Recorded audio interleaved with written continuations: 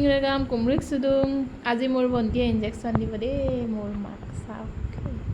তাই দিব এতিয়া ষ্টপাৰ কুলিতে এতিয়া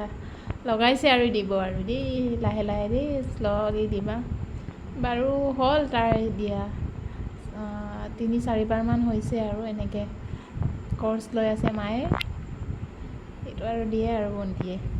তো ময়ে শিকাইছোঁ বাৰু অলপ হ'লেও পাৰিছে তাই